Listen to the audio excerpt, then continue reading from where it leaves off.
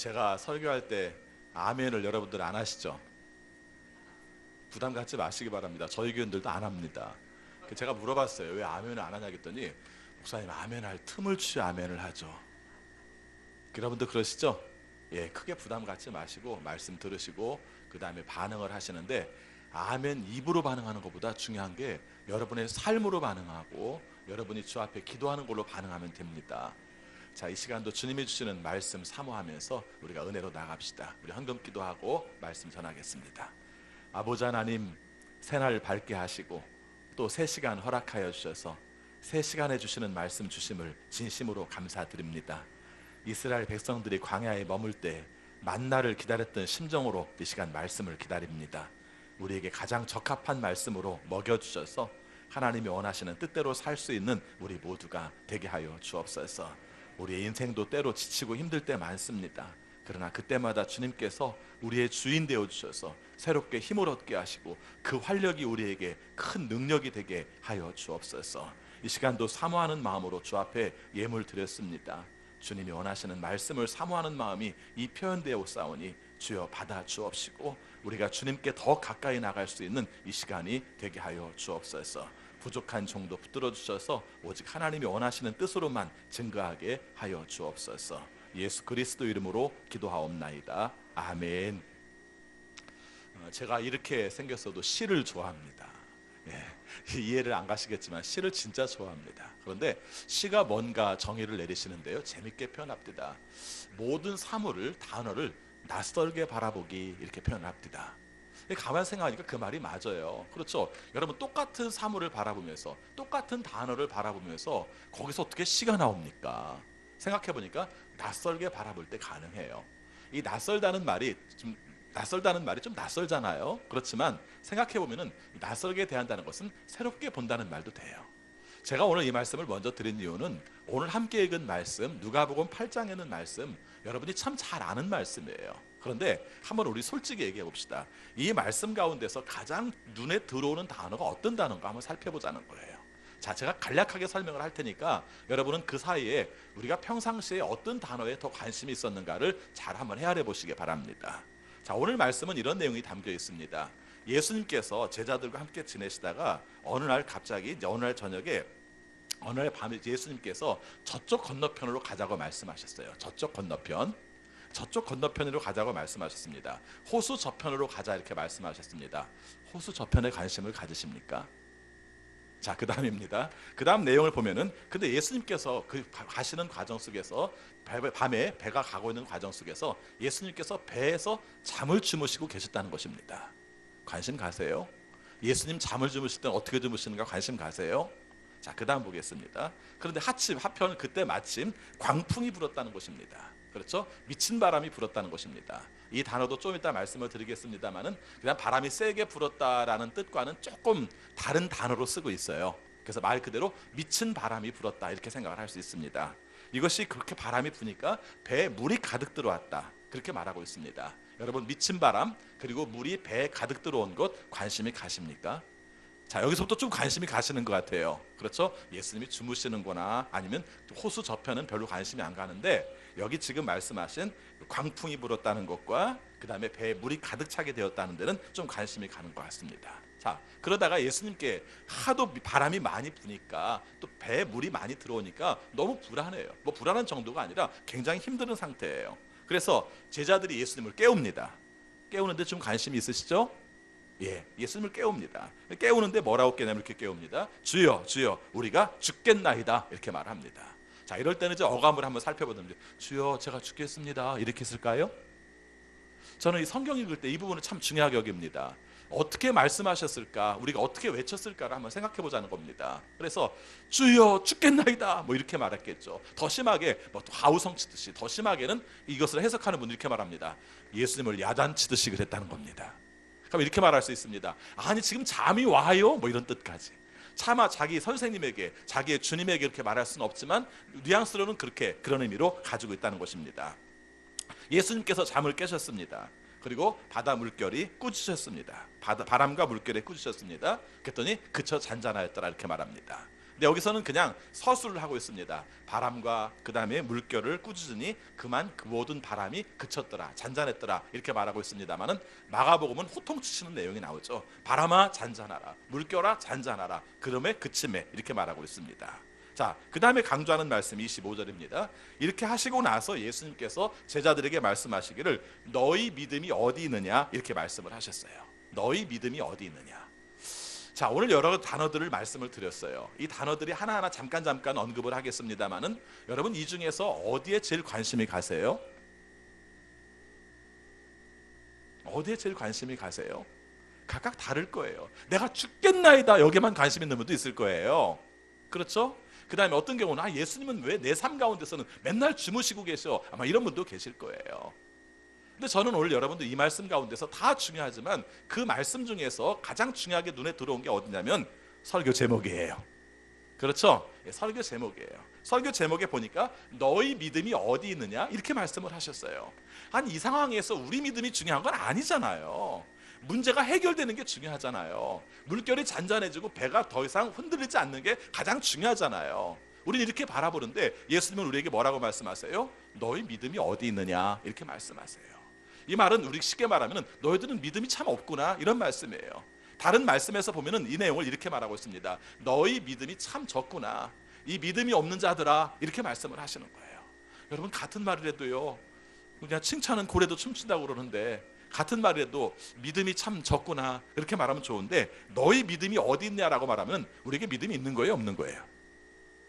예수님 말씀으로만 보면은 믿음이 없다고 보시는 거죠. 참 너희들 믿음이 없구나, 이렇게 말씀하시는 거예요. 자, 제가 처음에 그런 말씀드렸죠. 시인은 단어나 사물을 낯설게 본다, 이렇게 말했습니다. 우리가 시인은 아니지만 오늘 말씀을 좀 낯설게 바라보자는 것이죠. 새로운 시각에서 바라보자는 것입니다. 하나님 말씀이 바뀌는 건 아니에요. 그런데 우리가 어디에 초점을 맞추냐에 따라서 우리의 삶이 굉장히 바뀌어질 수가 있다는 것이죠. 자, 오늘 말씀에서 너희 믿음이 어디 있느냐, 여기 한번 초점을 맞춰보세요. 예수님, 그럼 우리가 지금 믿음이 있는 거예요, 없는 거예요? 이렇게 한번 물어보세요. 여러분은 믿음이 있으세요, 없으세요? 갑자기 이 질문 해놓고 있냐고 물어보니 대답하기 하시면 그렇죠? 있죠, 있죠. 사실은 여러분이 예수 그리스도를 영접할 때 이미 믿음이 있는 거예요. 근데 우리는 그 믿음 하나로 모든 것이 다 끝났다고 생각을 해요. 내가 주님을 영접했으니까 나는 구원을 받았어, 그리고 나는 천국 가, 아멘.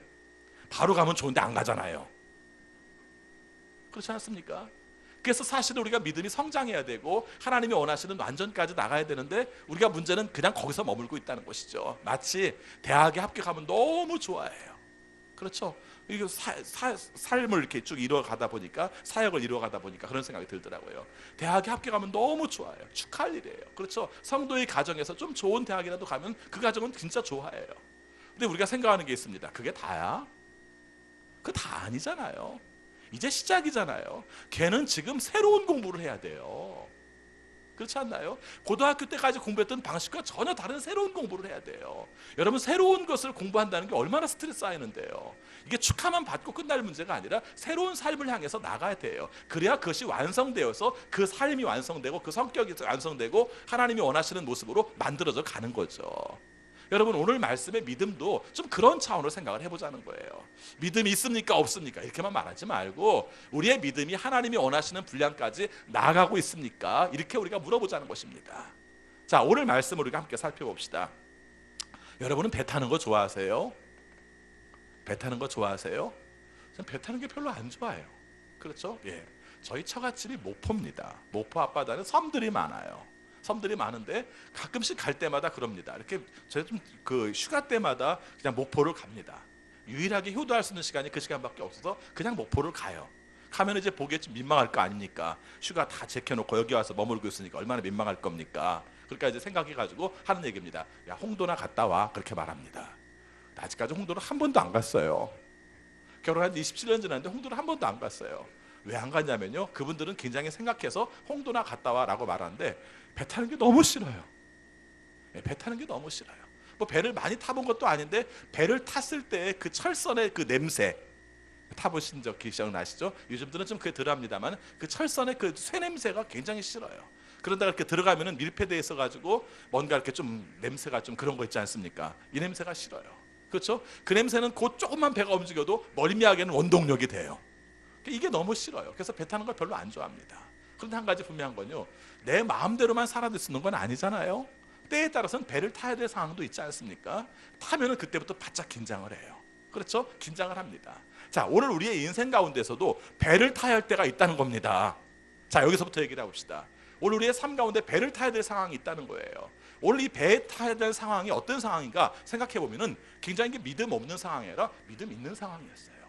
왜 믿음 있는 상황인 줄 압니까? 예수님께서 호수 저편으로 건너가자라고 말했을 때, 호수 저편, 여러분이 아시는 것처럼 갈릴리예요. 바다라고도 하고 호수라고도 하고, 물이 많다 보니까 바다라고도 하고, 갇혀 있으니까 호수라고도 하고, 그곳이에요. 그리고 예수님이 주로 사역하시던 데가 이쪽에서 저쪽 왔다 갔다 건너신 경우가 되게 많아요. 근데 오늘 같은 경우에 일반적으로 볼 것 같으면은 여기가 거라사 지역으로 가셨던 걸로 보고 있어요. 거라사 하면 떠오르는 게 뭐죠? 광인, 그렇죠. 미친 사람을 고치신 자리, 그런 자리입니다. 아무튼 이쪽에 계시다가 예수님께서 거라사 쪽으로 가자라고 말씀하셨을 때 뱃놀이 간 거 아닙니다. 그렇죠. 우리가 유람선을 탄 게 아니에요. 분명한 목적을 가지고 가셨다는 거죠. 무슨 목적이요? 그곳에도 가서 하나님의 말씀을 증거해야 하고, 그곳에도 가서 병을 고쳐야 하고, 이것이 예수님께서 제자들에게 말씀해 주신 사명이에요. 예수님의 사명이기도 하고 제자들의 사명이기도 해요. 자, 그런데 중요한 건 이 문제입니다. 여러분, 사명을 가지고 움직였으면 하나님이 팍팍 밀어주셔서 도와주셔야 되는 거 아닙니까? 그렇죠. 여러분, 평상시보다 더 잔잔해서 정말 비단을 깔아놓은 것처럼 배가 슬며시 가야 되고, 그렇지 않습니까? 보통 때 우리가 30분 걸리던 시간이라면 15분 만에 계속으로 가야 되고, 바람이 잘 불어줘서, 그렇죠? 이래야 될 것 같지 않습니까? 그런데 이런 상황에서 바로 이런 문제가 벌어졌다는 것입니다. 여러분, 제가 이 말씀을 먼저 드린 이유는 여러분이 선하게 살면 아무 문제가 없을 거라고 생각하지 마세요. 하나님이 원하시는 사명을 감당할 때는 어려움이 없을 거라고 생각하지 마세요. 교회에서 굉장히 많은 분들이 사역하다가 힘들어하는 이유가 그겁니다. 아니, 내가 하나님을 위해서 일을 했는데 하나님을 위해서 일을 안 할 때보다 더 힘들어요. 실제 그렇지 않습니까? 또 솔직히 말씀드리면 교회 안에서 겪는 문제 중에서 굉장히 많은 문제는 일을 하다 겪는 문제 아닌가요? 하나님이 일을 하기 때문에 겪는 문제가 많단 말이죠. 그럴 때마다 우리는 그걸 그렇게 말해요. 하나님, 제가 하나님의 일을 하겠다는데 왜 저에게 이렇게 힘을 안 주시죠? 왜 이렇게 갈등하게 벌어지시죠? 저 사람들이 나를 왜 미워하게 하시죠? 이렇게 말한다는 것이죠. 자, 오늘 말씀에 대한 답은 여기 있습니다. 성경에도 예수님이 함께 계시던 시절에도 사명을 위해서 배를 건너가는 과정에 풍랑은 있었다. 정리되십니까? 예, 여러분 그렇게 믿으세요. 여러분, 일 안 하면 아무 문제 없어요. 아무 문제 없게 하는 방법 중에 제일 좋은 방법이 뭔 줄 알아요? 죽으면 돼요. 예, 죽으면 돼요. 아무리 주변 사람들이 뭐라 해도 죽으면 돼요. 사람들이 쓰는 말 중에 그런 말 있죠. 아이고, 산 사람은 살아, 죽은 사람만 불쌍해. 불쌍하긴 뭐가 불쌍합니까? 갔는데. 이 땅을 누리지 못한다는 면에서는 불쌍할지 모르지만 깨닫지 못하고 느끼지 못한다는 면에서는 불쌍할 게 없죠. 그러지 않는 한 우리의 삶은 늘 문제가 있게 되는 겁니다. 어제 조장희 목사님이 저를 소개할 때 몇 년 동안이나 기도를 쉬지 않고 하는 교회, 이렇게 말했지 않습니까? 이게 참 그래요. 이 내용이 왜 그렇게 벌어진 내용들을 보면은 내가 무슨 믿음이 뜨겁고 기도의 능력이 충만해서 이렇게 기도를 인도했던 게 아니에요. 참 묘한 건 하나님께서 우리의 삶 가운데 그런 기회를 주세요. 제가 얼마나 소심한 사람인 줄 아세요? 제가 시골서 목회를 하는데 새벽 예배 나오는 식구가 한 4명, 5명 이 정도 나와요. 4명, 5명 나와도 새벽 예배를 해야 되잖아요. 새벽 예배 4명, 5명 나오는 식구들이 어느 날 저한테 건의를 했어요. 무슨 건의를 안 줍니까? 목사님, 우리 금요 철야기도 해요. 그럽디다. 그래서 제가 싫다고 그랬어요. 무슨 전도사가 이래. 그렇죠? 하자가면 기쁨으로 감당해야 되는데 제가 싫다고 그랬어요. 싫다고 말한 이유가 뭔 줄 압니까? 하자게 놓고 안 나오면 나 혼자 하라고요? 그랬어요. 물론 어렸으니까 그랬습니다만은 28살 때 얘기입니다. 그러긴 합니다만은 참 제가 생각해도 대책이 안 쓰죠. 근데 저는 사실은 그 마음이 있었어요. 하자게 놓고 안 하면 어떡해요? 그렇죠? 하자게 놓고 안 나타나면 어떡해요? 안 나타날 것에 대한 두려움이 있었어요. 저야말로 그렇게 생각하면 믿음이 참 없는 사람이죠. 그런데 현실은 그런 경우가 진짜 많잖아요. 아까 말씀드린 기도하게 된 동기도 그랬어요. 저희 교회가 별로 큰 교회가 아니에요. 지금도 작습니다만은 제가 처음 갔을 때는 더 작았어요. 아주 굉장히 문제가 많은 교회였고, 교회가 갈등을 하다가 교회가 쫙 둘로 갈라졌어요. 둘로 갈라진 교회에 제가 부임하게 된 겁니다. 그렇죠? 담임 목사님이 데리고 나가셔서 시내 한쪽에다 또 개척을 하시고, 저는 남은 곳에 있었고, 제가 전혀 차별하는 얘기는 아닙니다만은 젊은 분들은 다 나가시고 저 나이 드신 분만 남으시고, 그래서 어린이 교회 식구는 딱 2명. 예, 어린이 교회가 없지 않았는데 있었는데 불구하고 그렇게 간 겁니다. 그 과정 속에서 정말 우여곡절이 많았어요. 교회가 한번 갈등이 벌어져서 담임 목사님과 갈등이 벌어졌던 교회는 어떤 문제가 있냐면은 담임 목사를 잘 안 믿어요. 내가 뭐 잘못했습니까? 왜 나한테 그래? 전임자와의 관계 속에 있었는데 나를 안 믿어. 이게 얼마나 힘드는지 모릅니다. 그렇죠? 그래서 어떤 얘기할 때마다 목사님들은 뭐 가문고만이 돼요. 참 이 말이 굉장히 두려운 말이었어요. 그래서 제가 지금도 그 교회를 안 떠나고 있지 않습니까? 14년 지났는데 안 떠나고 있어요. 그렇죠? 자, 근데 그런 과정 속에서 우여곡절 끝에 그렇게 2003년도에 부임해서 2009년까지 교회를 함께 우리가 성장을 시켰어요. 정말 교회도 정말 1970년대에 지은 교회가 그냥 있었기 때문에 날림공사죠. 30 블록 그냥 쌓은 상태에서 바람 숭숭 부르는 그런 교회였어요. 더 이상 두고 볼래야 볼 수도 없는 상태가 되어서 기다리다 2009년도에 건축을 하기로 한 겁니다. 건축을 할 때도 참 힘들었어요. 왜냐하면 딱 1억 가지고 건축을 시작을 한 겁니다. 1억이 적은 돈은 아닙니다만은 전체 건축 비용에 비하면 너무 적은 금액이거든요. 그러니까 원래 계획이 12억 공사를 시작을 했는데 나중에 끝나고 보니까 16억 들었더라고요. 물론 그 동네는 땅값이 싸가지고 그런 건 좀 쉬워요. 그렇지만은 건축하는 것이 어려운 건 마찬가지인데 아무튼 그렇게 어려운 마음을 결정을 하고 건축을 하기로 한 겁니다. 근데 그때 또 그런 문제가 발생했어요. 장로님 한 분이 목사님 우리 건축해야 되는데 저녁마다 기도합시다 그러는 거예요. 근데 여러분 참 그게 좋은데요. 저녁마다 기도하는 게 참 좋은데 굉장히 힘들어요. 뭐가 힘드냐면은 목회자 입장 속에는 늘 그 시간을 맞춰야 돼요. 그렇죠? 8시나 9시에 오기로 하면은 어디 갔다가도 그 시간에 와야 돼요. 별로 저는 그렇게 활동적이지는 않아서 되게 집을 잘 떠나지는 않아요. 사람들이 모르잖아요. 어쩌다가 한번 비우는 것 자체가 그렇게 쉽지 않았어요. 그리고 그 시절은 부교육자도 없었기 때문에 온통 제가 인도를 해야 되는 입장이었어요. 그래서 제가 쉽게 대답을 못하고 있었어요. 쉽게 대답을 못하고 있는데 건축이 막 시작되려고 할 때쯤에서 그 교회 오랫동안 다니시던 권사님이 그때 아마 50대 중반쯤 되셨을 텐데 그 권사님이 갑자기 병원에 입원하신 거예요. 그리고 입원한 지 이틀 만에 나온 말이 간암 3기예요. 뭐 이 정도가 나온 거예요. 너무 충격받았어요. 물론 교회 안에서 환자들이 늘 끊이지 않게 있어요. 있지만은 그때는 저에게 너무 충격이었어요. 그 권사님이 영향력이 크다든가 그게 중요한 게 아니라 건축을 하는 시점 속에서 신자가 많지도 않은 시점 속에서 한 분이 간암으로 말미암아 굉장히 힘든 지경에 있다는 거예요. 그리고 그 다음 검사 결과가 나왔는데 말한 얘기가 이렇게 말합니다. 수술을 해야 되는데 그 부위가 굉장히 넓어서 수술하기가 좀 어렵습니다. 그래서 간도 이렇게 자기들끼리 분할을 하더라고요. 그래서 이렇게 나온 내용으로 볼 것 같으면 약 80% 정도를 떼내야 되는데 80%를 떼내면 되지 않았기 때문에 간을 좀 비대화시켜서 퍼센트를 좀 늘려서 건강한 부분을 좀 많이 늘린 다음에 나머지 부분을 제거한다는 것입니다. 저는 그게 너무 힘들었어요. 여러분 어떻게 한 줄 아십니까? 두 생각할 것도 없이 바로 그날부터 기도 선포했어요. 사실은 건축을 해서 기도를 해야 하는데 사실은 건축을 해서 기도를 해야 되는데 그분의 문제가 발생을 하니까 그 간암 걸린 그분 때문에 기도를 하기 시작했어요. 여러분 저를 굉장히 놀라운 분으로 바라보지 마시기 바랍니다. 그런 사람이에요. 그렇죠? 그 문제가 벌어지니까 더 이상 어쩔 수 없었어요. 이건 하나님께서 우리에게 기도하라는 뜻이다. 이렇게 선포를 했습니다. 그렇죠? 그분을 위해서 기도하고 건축을 위해서 기도하고 그렇게 온 거예요. 왜 제가 이 말씀을 드리냐면요. 여러분 건축을 하는데 왜 하필 그분이 아파요? 그것도 간암으로 아픕니까? 말할 때 처음 상황은 굉장히 힘들어서 바로 돌아가실 것처럼 느끼게 만들어주냐 그 얘기죠. 하나님의 일을 하려고 할 때도 그런 문제가 충분히 벌어질 수 있습니다. 그런데 그것이 어떻게 됐습니까? 그분이 우리 교회의 기도의 동력이 되었어요. 여러분 오늘 우리의 삶 속에서 이루어지는 일들은 시간이 지난 다음에 알아요. 그렇죠? 시간이 지난 다음에 알아요. 그때는 잘 못 느껴요. 그때는 잘 못 느낍니다. 근데 그것이 우리의 삶 속에서 하나님을 바라보게 하는 역사가 있다는 것을 알게 되는 것이죠.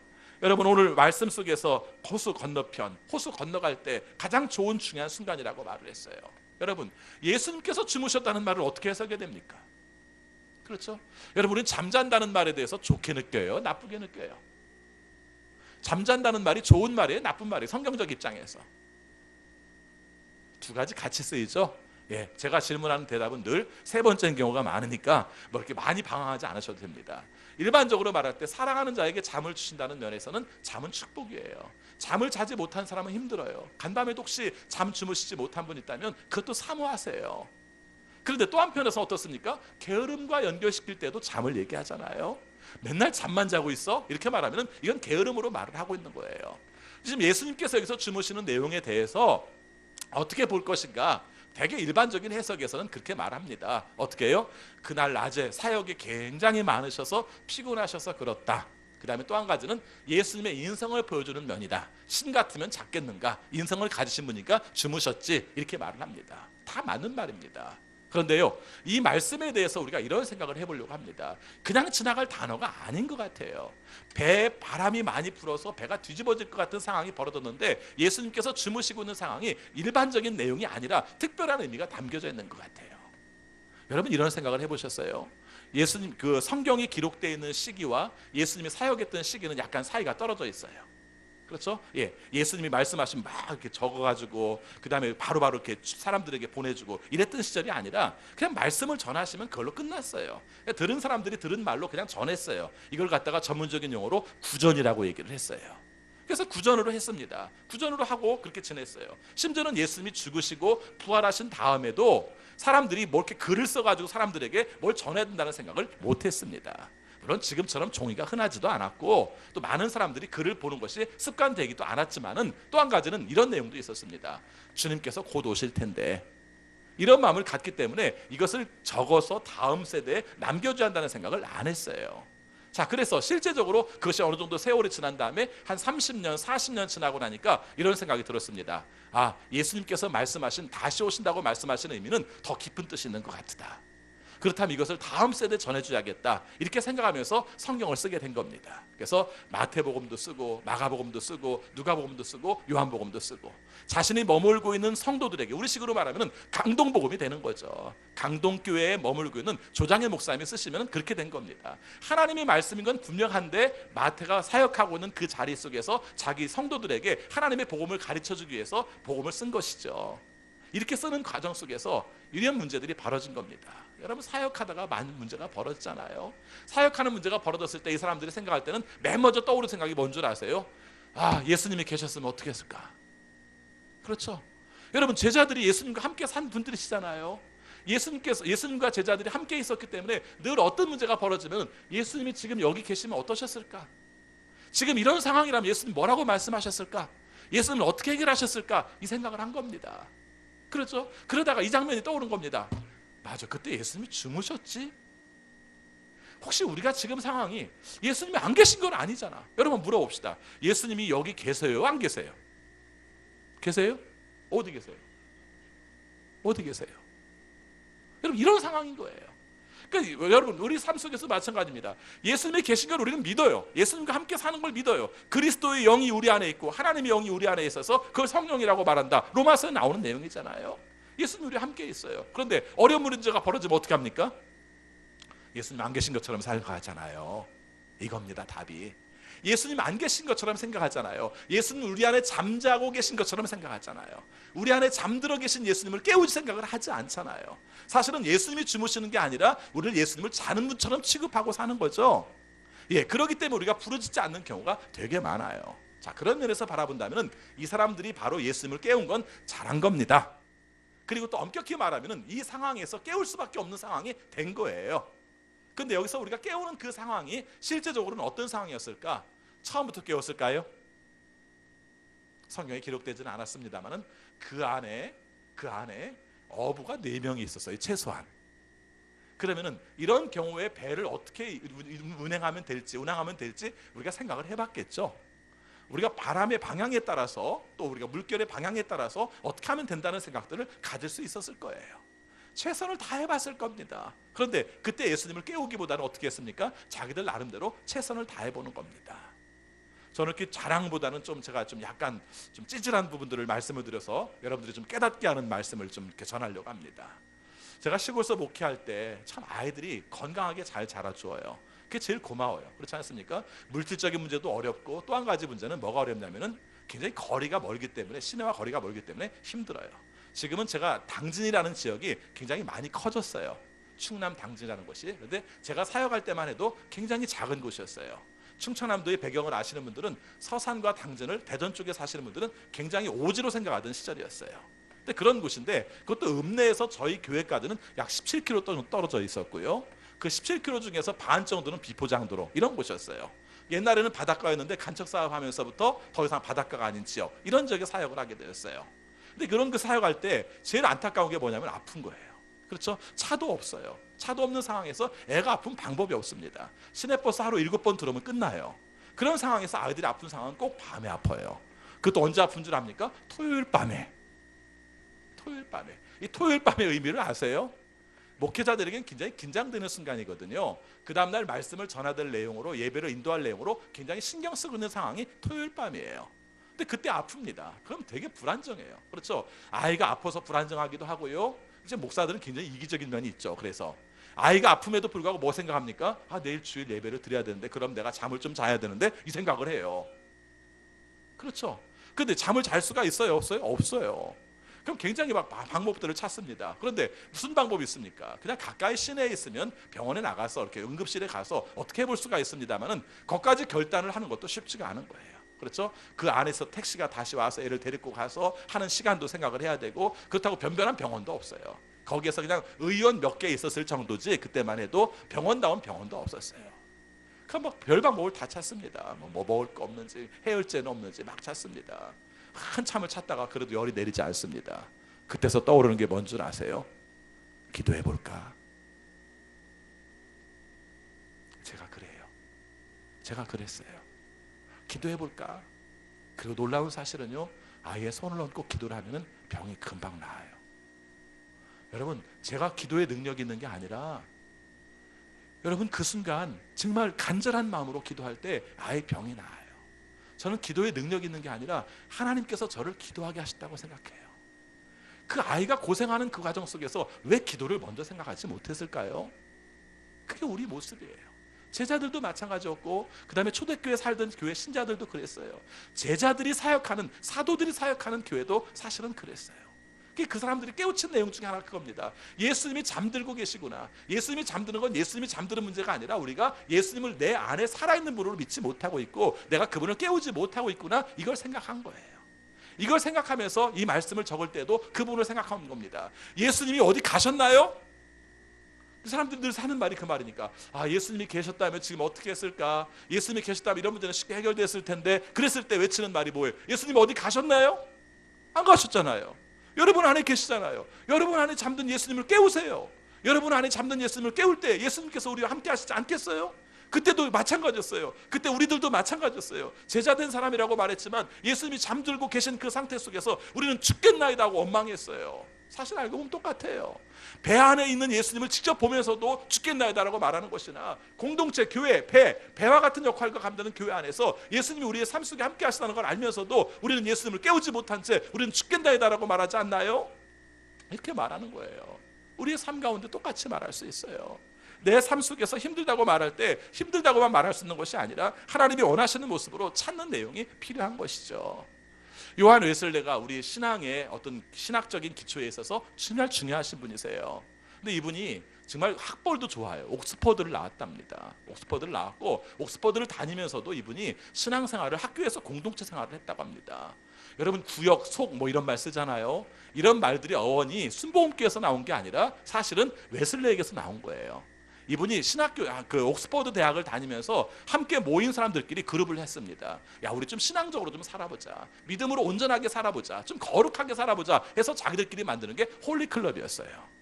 홀리클럽을 만들어서 함께 우리가 경건하게 살고 말씀대로 살고 인도하면서 살아보자, 이렇게 생각을 한 사람이에요. 굉장히 처음 시작부터 배경이 굉장히 믿음 가운데서 온전하게 시작한 사람입니다. 그런데 이 사람이 나중에 이제 그 미국의 이제 조지아주에 가서 선교를 하러 갔다가 실패를 해요.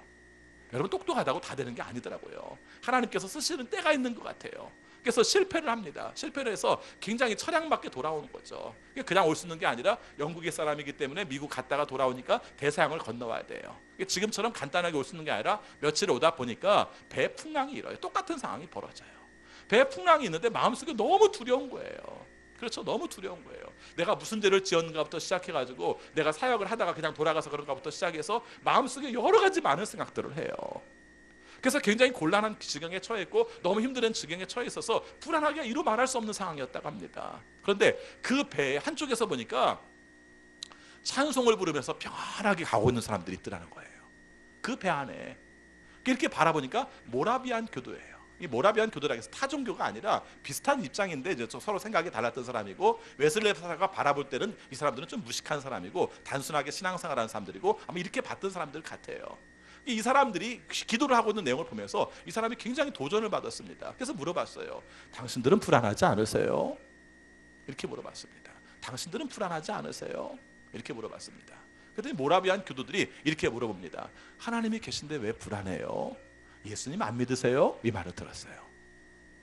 여러분 생각해 보시기 바랍니다. 우리식으로 말하면 목사가 배를 타고 가다 불안해가지고 미칠 지경인데 평신도들이 이렇게 함께 앉아있던 그 그룹에서 찬송을 부르다가 내가 목사인 줄은 모르고 말어도 마찬가지입니다만은 모르고 한다는 말이 하나님이 계신데 뭐가 두려워요?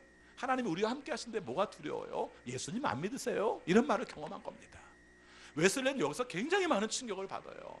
그 사람들은 불안해하지 않는데 나는 왜 불안해하는가? 그 사람들이 가진 믿음은 뭐고 내 믿음은 도대체 뭔가? 이 생각을 이 사람이 갖기 시작해요. 그래서 이 사람이 진짜 변하는 것은 이 다음 단계 더 지나가서 올더스게이시라는 거리에 있는 한 교회에 들어갔다가 우리가 하나님의 은혜를 체험하고 회심하는 은혜를 체험한 다음부터 이 사람이 확 변합니다만은 그 과정 속에서 동기 중에는 그 모라비안 교도들이 대서양 항로 속에서 불안하지 않은 모습이 그 자신에게 굉장히 큰 도전이 되었어요. 여러분 오늘 우리의 삶 속에서요 하나님께서 원하시는 뜻을 따라 살려고 할 때 불안한 상황들이 있어요. 힘든 상황이 있어요. 근데 그 상황 속에서 우리가 함께 살펴야 될 것은 우리가 하나님에 대한 마음을 우리가 어떻게 가지고 있는가, 우리 주변에 벌어지고 있는 그 수많은 물결에 대해서 어떻게 벌어지고 있는가 하는 내용들을 살펴보자는 것입니다. 자, 시간이 많지 않으니까 간략하게 정리합시다. 여러분 배를 일반적으로 교회로 얘기해요. 뭐 교회로 얘기해도 좋고 여러분 가정이라고 얘기해도 좋아요. 여러분의 삶 속에서 수많은 물결들이 넘칠 수 있고요 풍랑들이 올 수 있어요. 근데 그 오는 것에 대해서 어떻게 우리가 맞이해야 될 것인가 하는 말이죠. 아까 그런 말 했죠. 광풍이라는 말이 그냥 바람이 거세게 부는 정도로 쓰는 게 아니라 헬라어에서 그 말을 쓸 때는 악한 영이 작동하는 것을 쓸 때 그 말을 쓴대요. 그럼 엄격히 말하면 우리가 바람과 관련된 자연적인 용어라든가 아니면 항해와 관계된 용어보다는 미친 사람과 관계된 용어로 쓰고 있다는 거예요. 그럼 이것은 굉장히 중요한 의미를 가지고 있다는 겁니다. 그러니까 우리의 삶 속에 악한 영들이 우리를 움직이게 하는 것들이 충분히 있죠. 내 삶을 뒤흔들어 놓는 것이 있지 않습니까? 아주 가장 근본적인 문제부터 다 뒤집어 놓는 문제들이 있잖아요. 그것이 때에 따라서는 남편이기도 하고요 전혀 엉뚱하게도, 그렇죠? 저 때에 따라서는 자녀이기도 하고요 때에 따라서는 나와 가장 가까웠던 사람이기도 하고요 때에 따라서는 여러분들은 안 그러실지 모르겠습니다만은 목사 때문에 흔들리는 사람도 있더라고요. 그렇죠? 예. 여러분 생각해보면 가장 가깝다고 생각하는 그 관계가 우리들의 삶 속에 광풍을 일으키게 하고 그것이 하나님께 나가는데 지장이 되게 하잖아요. 저는 사역하면서 늘 기도하는 것 중에 하나가 이런 기도가 있습니다. 그게 뭐냐면요 제가 성도들과의 관계 속에서 좋은 관계를 맺기 원합니다. 이렇게 기도를 해요. 여러분 이거 중요한 거예요. 너무 당연한 거예요. 그런데 사실 이런 문제가 내 생각과 다르게 벌어지는 경우가 있더라고요. 예전에 제가 한 교회에서 부목사 생활을 할 때 부서의 문제, 제가 교육 담당을 해서 부서의 담당을 관할하는 문제가 있었는데 그 해에 따라서 한 그 교육기관이 너무 갈등이 심해요. 갈등이 심해서 제가 확 바꿔버렸습니다. 그렇죠? 부교육자 입장에서 확 바꿔버렸어요. 담임 목사님이 정말 잘 밀어주셔가지고 그렇게 하라고 해서 바꿨습니다. 근데 문제는 뭐냐면요 한 집사님이 설교할 때마다 저를 안 쳐다봐요. 설교할 때마다 저를 안 쳐다봐요. 나는 이 부서에 있고 싶었는데 왜 이 부서에 있지 않게 하고 이쪽 부서로 가게 했는가, 이것 때문에 저를 안 쳐다봐요. 근데 제가 바라볼 때는 그 불화의 핵심이 그분이었거든요. 제가 생각할 때는. 저 마음속에 어렸을 때 마음이 그런 생각이 습니다. 저 때문에 바꿨는데 뭐 이러면서 저 때문에 바꿨는데 이렇게 생각을 했어요. 근데 너무 괴로워요. 설교할 때 저를 안 바라봐요. 너무 괴로워요. 제가 왜 괴롭냐면 그분이 설교를 안 듣는 것이 너무 괴로워요. 그렇죠? 무슨 얘기예요? 간단한 얘기입니다. 그분이 듣고 안 듣고 저는 설교를 해요. 그게 중요한 게 아니라 한 영혼이 거룩한 주일에 와서 말씀을 들어야 되는데 제 말씀을 듣지 않는다는 게 얼마나 불안한지 몰라요. 그 마음에 그 부딪히는 마음 때문에 저렇게 말하지만 나에 대한 사랑도 없어 뭐 이렇게 대한다면 이 사람은 도대체 어떻게 할 것인가 하는 불안 마음이 있어요. 그리고 다행히 그 교회는 담임 목사님도 있고 또 다른 부목사님이 계셔서 설교할 때마다 골라서 들을 수 있잖아요. 그렇죠? 내 설교 한 번 안 들어도 큰 문제가 안 되잖아요. 근데 담임 교육자 할 때는 그거 심각하지 않습니까? 그래서 그때 충격을 제가 가지고 있어요. 그래서 기도할 때마다 이렇게 기도합니다. 하나님, 어떤 경우를 할지라도 성도들과의 관계 속에서 갈등 벌어지지 않게 하셔서 그 모든 사람들이 하나님의 말씀을 들을 때 저 때문에 걸림이 되지 않게 해주세요라고 기도를 해요. 여러분, 이런 심정들로 목회자들이 살아요. 혹시 여러분 우리가 사시다가 정말 생각지 않게 내 생각과 다르게 나도 모르게 뭔가 좀 못마땅하고 좀 충돌 생기고 좀 아픈 마음이 있다 할지라도 그 문제를 좀 잘 해결하세요. 그렇게 해야 우리의 삶 속에서도 믿음으로 나갈 수 있는 중요한 과정을 거둘 수가 있는 것입니다. 여러분 오늘 말씀 여러 가지 말씀을 드렸는데요, 이제 마지막 얘기하려고 합니다. 너희 믿음이 어디 있느냐, 이 질문이 참 우리에게는 복잡해요. 그렇죠? 아까 말씀드린 것처럼 믿음이 있어요, 없어요? 있잖아요. 근데 미스님께서 믿음이 어디 있느냐라고 말한다면 우리는 뭐라고 대답을 해야 됩니까? 도대체 여기서 말씀하신 믿음이 도대체 어떤 것인가 한번 우리가 간략하게 생각해 보고자 합니다. 여러분 오늘 우리의 삶 속에서 감정을 믿음이라고 착각하지 맙시다. 그렇죠? 내가 하나님을 너무 사랑해요, 이게 다 믿음이라고 생각하지 마세요. 감정도 믿음의 일부일 수는 있습니다만 감정이 믿음은 아니에요. 여러분 우리의 삶 속에서 하나님께서 우리에게 함께 하시는 믿음은 두려움을 극복할 수 있는데, 우리의 삶 속에서 두려움이 생기고 있다면 우리의 마음속에는 믿음이 부족한 게 맞아요. 하나님이 이루시는데 뭐가 걱정이야? 이거 될 때도 있어요. 근데 안 될 때도 있잖아요. 안 될 때는 믿음이 없는 거고 될 때는 믿음이 있는 건가요? 사실은 그 존재가 어떻게 있습니까? 다 내 안에 있는 거잖아요. 두려울 때도 내 안에 있는 것이고 믿음이 있을 때도 내 안에 있는 것인데, 결국 주님에 대한 절대적인 신뢰가 우리의 삶 가운데 함께 있다는 것입니다. 우리 보통 이렇게 말하잖아요. 이런 문제가 벌어지면 뭐라고 말합니까? 호수 안 건넜으면 풍랑 없는데. 그렇죠? 호수 안 건넜으면 풍랑 없는데. 맞아요, 틀려요? 맞아요. 틀린 말은 아니에요. 근데 한 가지 분명한 거 뭡니까? 주님이 원하시는 길을 가는 게 우리예요. 여러분 인생이 호수 안 가면 풍랑 없는 대로 끝날 수 있는 게 아니라 주님이 거기를 가기 원하시면 우리는 가야 해요. 그게 우리의 모습이라는 거죠. 그래서 우리의 삶 속에서 그 문제에 대해서 함께 살펴야 됩니다. 예수님 잠들어 계시면 깨우고요, 그리고 예수님 일어나시는 가운데에서 하나님께서 함께 하시는 일을 바라보면서 나갈 수 있는 마음들이 우리의 삶 가운데 필요하다는 것입니다. 여러분 믿음의 문제는 우리는 믿음으로 산다는 것을 잊지 마세요. 순간순간 믿음으로 산다. 믿음으로 산다는 게 무엇이냐? 내 삶 속에 하나님이 함께 계시고 깨어 계시고 내 삶 속에 인도하시면 모든 것이 가능하다는 마음을 가지라는 것입니다. 그 다음 강조하고 싶은 것 중에 하나가 믿음을 적용하라는 거예요. 내 삶 속에 적용을 하라. 적용하지 않는 믿음은 믿음이 아니라는 것이죠. 아이들 공부 가르치다 보면 이런 얘기를 합니다. 수학 공식을 막 열심히 외워요. 그리고 수학 문제를 틀려요. 그렇죠? 수학 공식은 열심히 외웠는데 수학 문제는 틀려요. 그래서 물어봅니다. 이거 왜 틀렸어? 몰라요. 모릅니다. 그래서 가르쳐줍니다. 야, 이 수학 문제는 이 공식으로 풀어야 돼. 이렇게 얘기를 합니다. 그럼 그때서 또 잘난 척합니다. 나 그 공식 아는데? 많이 경험들 하셨죠? 그 공식 아는데? 그렇게 말합니다. 알면 뭐 하는데? 적용을 못하는 걸? 여러분 결국 수학 문제를 풀어본다는 건 뭐예요? 공식을 외워보는 게 수학 문제를 풀어보는 게 아니라 그 공식을 그 삶 가운데서 적용하는 게 수학 문제를 풀어보는 거 아닌가요? 우리의 신앙이 그런 경우가 많아요. 믿음의 공식은 잘 알아요. 너무 잘 알아요. 여러분 예수 믿는 사람처럼 말 잘하는 사람들이 어디 있어요? 이치를 모르는 사람이 어디 있어요? 정말 똑똑해요. 근데 정작 자기 자신의 문제에 벌어졌을 때는 적용을 잘 못해요. 이게 우리들의 한계고 모습이라는 것을 생각할 수 있는 것입니다. 여러분 우리의 삶 속에서 잘 적용한다는 것은 결국 내 삶 속에서 하나님이 원하시는 뜻대로 사는 거예요. 조장현 목사님도 큐티 강조하시죠. 큐티에 있어서 가장 중요한 게 뭔 줄 아세요? 몇 가지가 있어요. 적용만 다 중요하다고 말할 수는 없고요. 먼저는 하나님 말씀이 묵상이 중요해요. 그리고 하나님과의 관계가 필요하기 때문에 기도하는 것도 중요하고요. 그래서 내 삶 속에서 이것이 어떤 느낌을 가지고 어떻게 할 것인가를 살핀다면 꼭 적용으로 가야 돼요. 그래서 어떤 경우를 할지라도 말씀을 관찰하고 말씀을 연구하고 느낌이 뭔가를 살핀다 할지라도 마지막에 적용점이 사라지면 이건 온전한 게 아니에요. 그래서 큐티에서는 우리가 마지막에 가서 적용이 굉장히 중요해요. 그리고 적용뿐만 아니라 함께 나눈 것도 중요해요. 우리 광동교회도 구역 모임을 할 때마다 함께 인도해서 서로 나누도록 하고 있죠. 그것도 목적이 바로 그거예요. 아마 어떤 분들은 그런 생각이 가질 겁니다. 아니 말씀을 하나라도 가르쳐주면 부족할 시간에 뭘 이렇게 또 나누어? 우리가 뭐 나눌 게 뭐 있다고? 아니에요. 이것이 우리의 삶 속에 적용하는 굉장히 중요한 훈련이에요. 여러분 여기서 말씀한 내용 중에 하나가 결과적으로 하나님께서 이 시기를 위해서 합당한 열매를 맺게 하시는 역사가 얼마나 중요한가 하는 거예요. 여러분 이지선 자매 아시죠? 아시는 분들이 많을 거예요. 그렇죠? 이화여대 4학년인가 다니다가 교통사고가 나서 화상으로 말미암아 전신 55%의 전신 화상을 입었던 사람이에요. 그 사람에 관한 이야기 중에 책에 나오는 이야기 중에 그런 얘기가 있어요. 이 친구가 교통사고를 당하고 화상을 입었다는 걸 알고 담임 목사님이 새벽같이 중환자실을 방문하게 된 거예요. 새벽같이 중환자실을 방문했는데 기가 막히잖아요. 얼마 전까지만 해도 봤던 걔가 아니에요 이미. 그렇죠? 이미 상태가 너무 안 좋은 상태예요. 그래서 그 아이를 잠깐 보고 나와서 부모를 만났는데 부모에게 뭐라고 얘기를 해야 되는데 말을 못 하시더래요. 자그마치 그 부모들이 하는 말에 의하면 20분 동안 목사님이 아무 말씀도 안 하시더래요. 참 답답하죠. 뭐라도 위로를 받고 싶은데 이 목사님도 그 상황을 보고 나니까 할 말이 없는 거예요.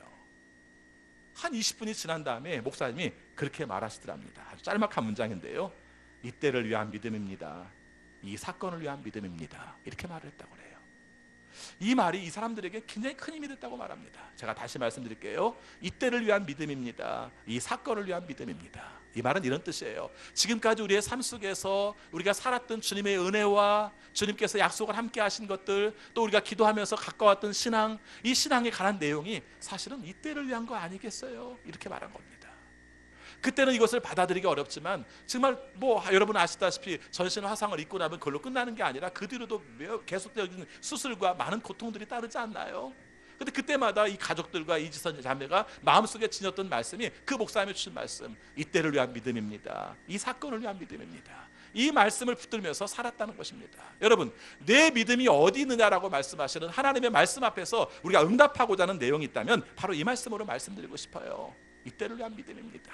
주님이 원하시는 뜻을 따라서 이 사명을 감당할 때 하나님이 원하시는 뜻으로 우리가 목적을 이루어 나가야 할 것입니다. 하나님이 여러분을 사랑하십니다. 믿으시나요? 정말 믿으시나요? 그럼 여러분의 삶 속에서 여러분이 정말 힘든 상황 속에서도 그때도 사랑하시나요? 왜 대답이 줄어요?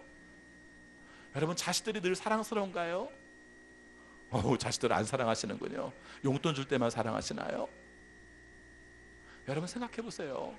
여러분, 자식들을 사랑할 때도 있고 미워할 때도 있어요. 그렇죠? 앞에서는 좋다고 말하고 뒤에서는 이렇게 막 뒷담할 때도 있어요. 그런데 우리 주님은 우리의 연약함을 아실 뿐만 아니라 우리와 늘 함께 하시는 분인 걸 우리는 믿어요. 다만 중요한 건 뭘 몰라요? 우리가 그걸 모른다는 거예요. 그래서 그분을 찾으려고 하지 않아요. 그분을 깨우지 못해요. 심지어는 우리의 삶 속에 함께하는 것을 경험하지 못해요. 오늘 내 믿음이 어디냐라는 말을 할 때 다 가장 마지막 강조하고 싶은 내용 중에 하나가, 아니 그럼 예수님 깨운 것도 믿음 아니에요? 맞아요. 그런데 한 가지는 뭡니까? 예수님을 전적으로 믿어라. 하나님을 전적으로 믿어라. 그 하나님이 우리의 삶 가운데서 함께 하실 것이라는 굳센 믿음을 가져라. 그 믿음 가운데서 회복될 것을 믿어라. 하나님이 원하시는 뜻으로 감당하도록 하라. 이렇게 하면 감당할 수가 있다는 것입니다. 여러분, 마지막으로 이 말씀을 드리고 싶어요. 제자들이 가야 될 목적지가 호수 건너편이었을까요? 호수 속이었을까요? 호수 속이요? 호수 건너편이었어요. 그래서 처음에 제가 그 말씀 드렸죠. 이거 별거 아닌 단어처럼 보일지 모르지만 별거 아닌 단어가 아니라는 겁니다. 그걸 알면 가능해요. 우리의 가는 목적지는 호수 속이 아니었어요. 원래가 호수 건너편이었어요. 그것을 인도하신 분이 예수님이셨고 그 삶 가운데 과정은 말씀을 안 해주셨어요. 우리도 그렇잖아요. 예수님이 그것만 좀 가르쳐줬으면 좋겠어. 그렇죠? 어떤 분이 힘들어가지고 그랬을 때 목사님, 하나님이 저한테만 가르쳐줘가지고, 야 누구누구 집사는 말이야 이런 과정을 겪은 다음에 이런 문제들이 발생하고 이런 문제를 겪고 나면 이 사람은 이렇게 될 거야. 알았지? 잘 활용해. 이렇게 말해주셨으면 좋겠어요. 여러분들 가끔 목사님 어떻게 하면 좋나요? 제가 이 길로 가면 좋겠어요, 저 길로 가면 좋겠어요 이렇게 물어본 분들이 계시는데 사실은 저도 몰라요. 어떻게 알아요? 모르죠. 다만 여러분과 같은 심정으로 제가 기도할 뿐이에요. 여러분을 위해서 기도하고 여러분의 심정으로 기도할 뿐이지 여러분이 모르는 것은 저도 몰라요. 다만 하나님이 원하시는 뜻을 따라 그렇게 간구할 뿐이죠. 많은 분들이 우리가 생각할 때 목사님 잘하는 줄 아는데 저는 제가 아는 것에 대해서도 일부러 얘기 안 하려고 해요. 왜요? 경험이거든요. 경험은 신앙이 아닐 수 있어요. 목회 사역하다 보니까 사람들이 이런 과정 속에서 이런 과정으로 가더라. 제가 가지고 있는 경험이지만 경험 때문에 하나님의 뜻이 가로막혀지면 안 되잖아요. 여러분, 우리의 삶 속에서 절대적으로 신뢰할 내용 중에 하나가 바로 그거예요. 우리의 목적지가 어디라고요? 호수 속?